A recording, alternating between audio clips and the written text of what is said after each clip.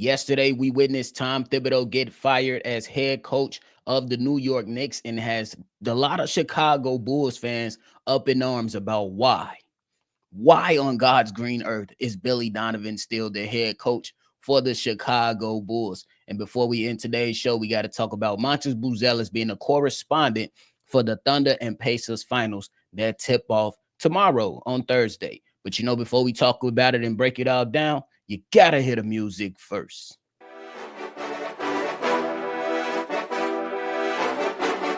Cognac, gang.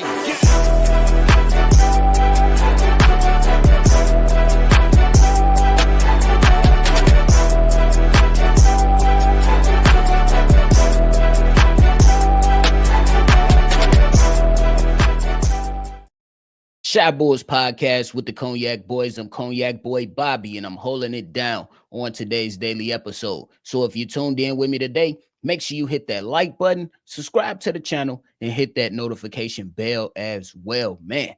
But hey, we seen Tom Thibodeau after taking the New York Knicks to the Eastern Conference Finals and losing in 6 to the Indiana Pacers get fired by the New York Knicks. And look, it was a bit surprising, but it's a bit understanding as well. When you go out there and you run your guys into the ground like he's always done, when you fail to make some adjustments throughout the playoffs and the season, a lot of things can come up about job security, especially with all the expectations that have been placed on the New York Knicks.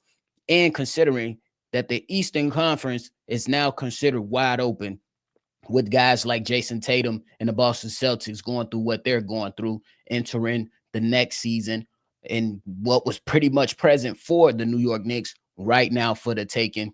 You've seen some things Tom Thibodeau made, some decisions that he made, and it caused a lot of us was asking questions on why the hell is Landry Shamet now being utilized? What's up with the two big man lineup that you could have experienced throughout the season? But this is not an episode about the New York Knicks. It's about head coach Billy Donovan. Billy Donovan tenure. Now, hey, it's been a challenging one for us Chicago Bulls fans. Look, I think that head coach Billy Donovan for the Chicago Bulls is a good head coach, but I don't necessarily think he's a great head coach to get the Chicago Bulls back to the promised land. And for my people that's calling for Tom Thibodeau to come back to Chicago, I'm totally against it. Don't want to see him come back to Chicago just for a few personal reasons. I definitely think that he's stuck in his ways. In every location that he's been at, it's been the same exact thing. You give him a good 5 years. Yes, he's able to turn things around, but ultimately is not conducive to winning that championship. He will get you back into the playoffs. We'll have his guys playing hard, but we heard a lot of different things come out of the New York Knicks camp throughout the entire seasons, including players that was on the team. But now that Tom Thibodeau has been fired, Billy Donovan is now the third longest tenured head coach currently coaching in the NBA. Other guys on that list include Eric Spoelstra, who has 2 rings, Steve Kerr, who has 4 rings. Billy Donovan is third with no rings. Tyronn Lue has 1 ring, and head coach of the Oklahoma City Thunder, Mark Daigneault, is currently in the finals.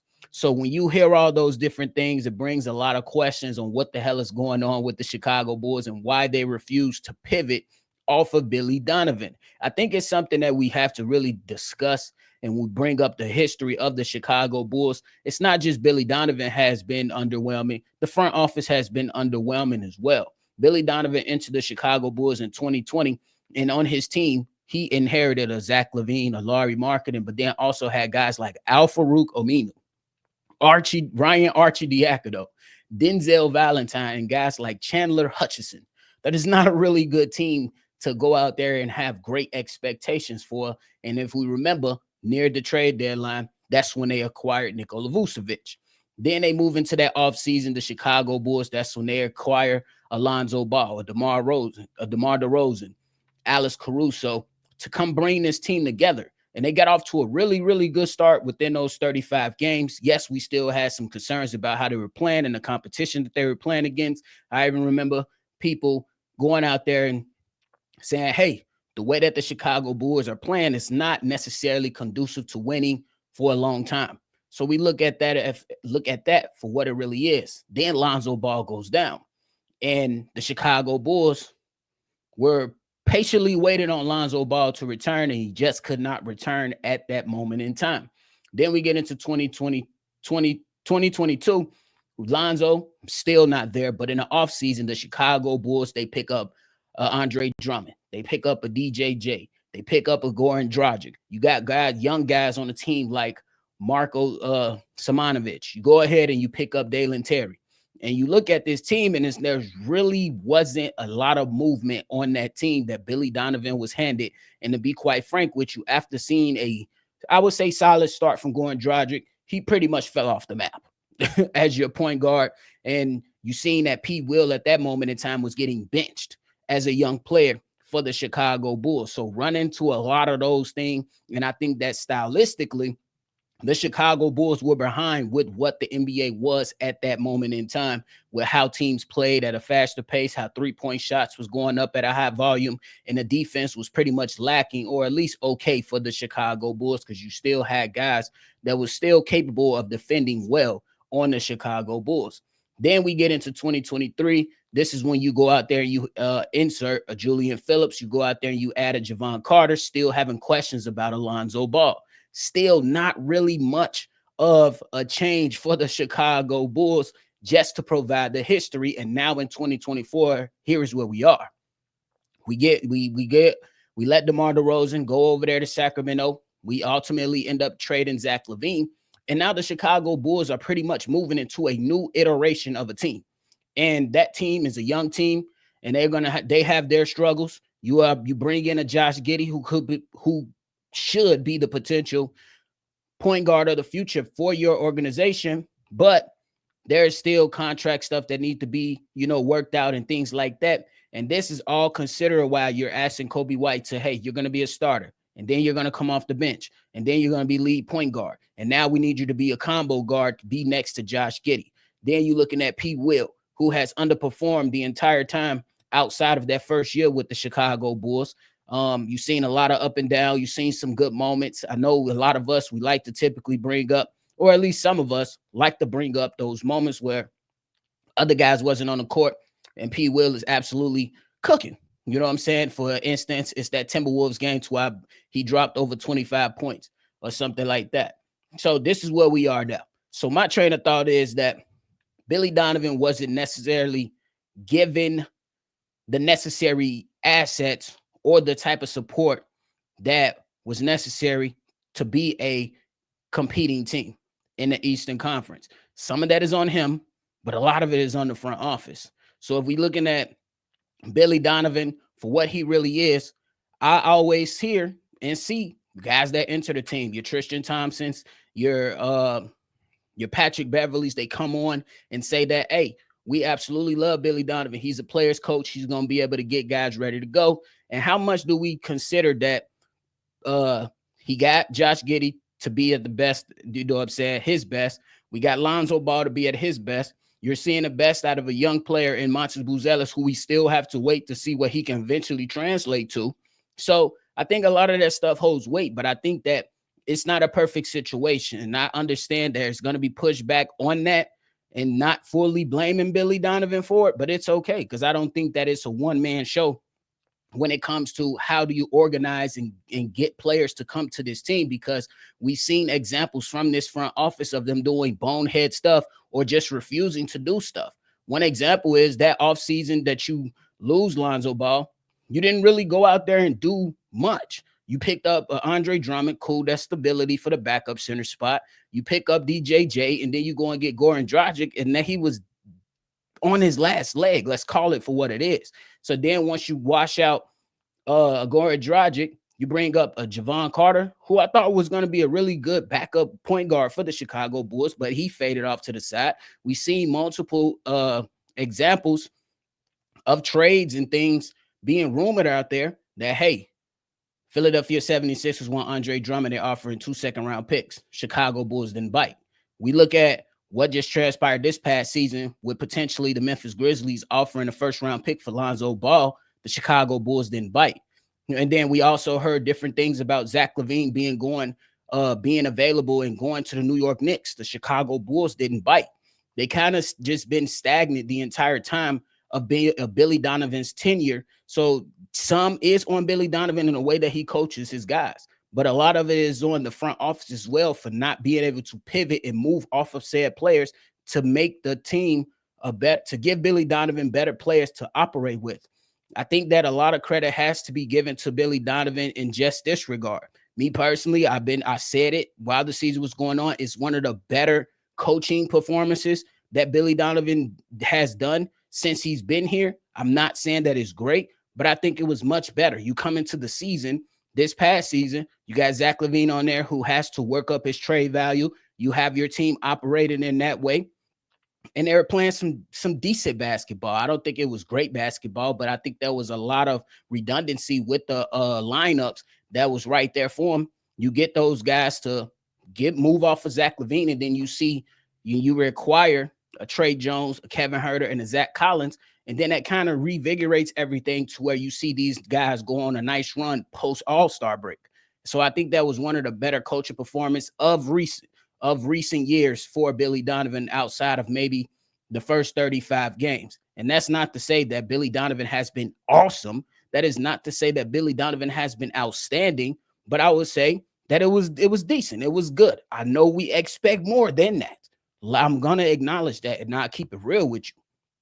I understand that we have to be better than just decent and good if we're the Chicago Bulls, but with the way that things were prior to this season, the Chicago Bulls were pretty much stuck with a bunch of guys that just didn't make sense anymore.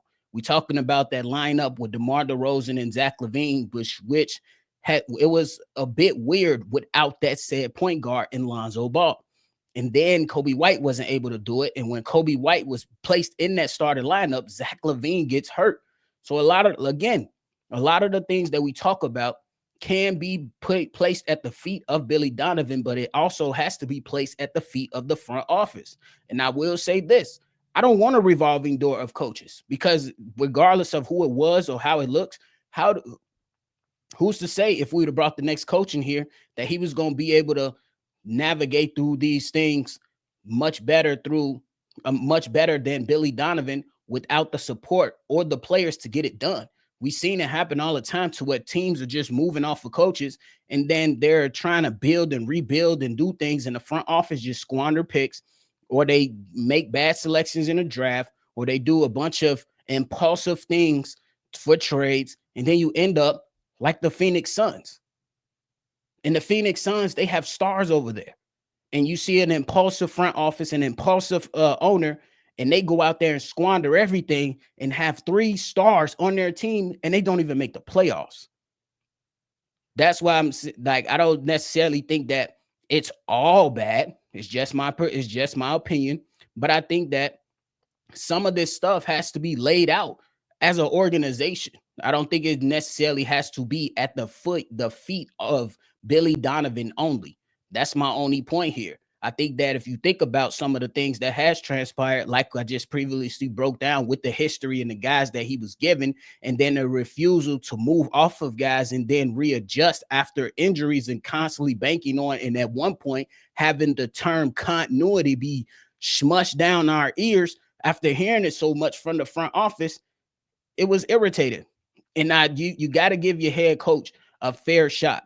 Give your head coach a way that give your head coach an opportunity to prove himself. I think Billy Donovan has had those moments. I think that he rose to the occasion in some moments, but a lot of the times he fell to the wayside in some of those moments. It's okay to say that. But I think that the blame goes to the entire organization and not just one person at the head coach's spot. I think that when you look at this past season, you had a bunch of young guys. They came in. You see guys step up and improve themselves, like a Josh Giddey. I think he took a step forward. Now we want to see if that's more sustainable. You see Lonzo Ball come off the bench now that he's healthy and be able to provide support. You look at Kobe White, who was kind of up and down for the season, but then really got it going at the second half of the season once Zach LaVine was out of the door and out of the way. I know that we are concerned about Patrick Williams, but Patrick Williams, I think that's mostly on him personally, because he's received every opportunity to improve himself. He's been benched multiple times and has he was given every opportunity. We blamed DeMar DeRozan for being away. When DeMar got out the way, Patrick Williams wasn't trying to get in the way of being successful as a basketball player.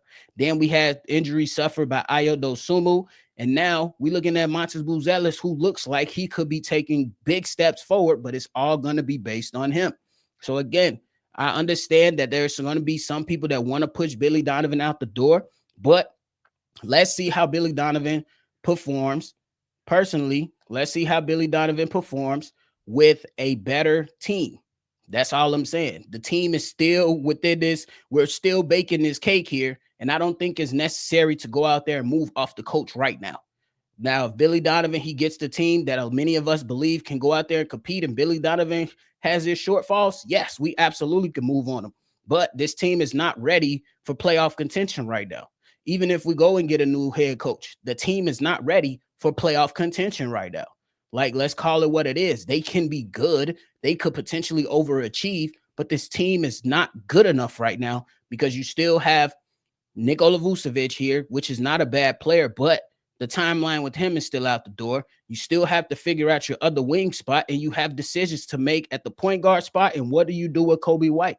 Let's figure this thing out. Let's build the foundation of it, find some foundational pieces, and then move accordingly in that way. The Chicago Bulls stylistically have improved. They changed. It has not been perfect. They still got things to do.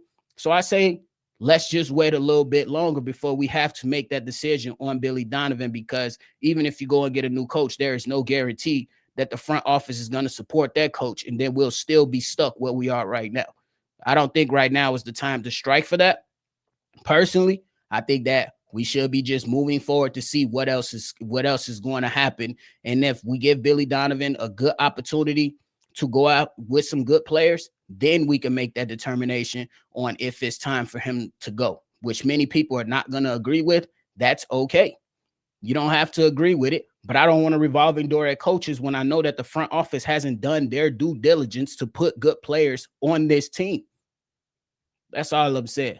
So y'all let me know your thoughts on everything right there. I hope I made it make sense well enough for you, but let me know your thoughts and everything down below. But before we get up out of here, Montes Buzelis will be a correspondent for the Thunder Pacers finals. So in the NBA, they got a couple other young players too that's going to be correspondents, during the finals.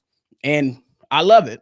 I think it's good for the NBA to go out there and promote your young stars or potential stars of the future. And I'm happy for Montes Buzelis to receive this opportunity. We just seen him at the draft lottery. Now we're getting him to put his face on the TV screen at the finals. And hopefully this can be the start of something big for Montes Buzelis. Maybe him being placed out as the forefront for the Chicago Bulls can help him translate into something great for the Chicago Bulls. We believe he has a lot of talent, but it's not on us to believe in the talent. It's him to show us the talent. And then we believe, you know what I'm saying? Then we have some type of belief on that he can become better. So it's all on him. I'm happy for the young fella. Maybe it's the start of something great. Maybe he gets to those finals and, gets a lot more hungrier to be a better player and be the star that we believe that he could be. But again, it's not on us. It's up to Montes Buzelis, man. It's up to Montes Buzelis. But I love that the NBA is doing this with these young guys that are going to be correspondents for the NBA finals, simply because we need new faces to be in these places, because our old guys that we grew up watching for a while and love, like your Kevin Durant, your Russell Westbrooks, your LeBrons, your Stephs, your James Hardens, all those guys are getting ready to phase out of the league real soon. Now let's hand the mantle over to these young guys and place their faces in these places so we can carry this thing forward for the game that we all love together. But thank y'all so much, man. That is it for me. Make sure y'all chime in and let me know your thoughts on everything. Definitely more content on the way. Hey, and if you want to call in and let me know your thoughts on everything discussed today, the lines are open. The number to do so is 773-242-9219. I'm interested to hear you guys' thoughts, so call in and then we'll respond to it on tomorrow's episode if you do call in. Again, the number to do so is 773-242-9219. I appreciate y'all. Make sure y'all always see red, and y'all already know. I'm going to catch y'all on the next for sure. Cognac. Gang.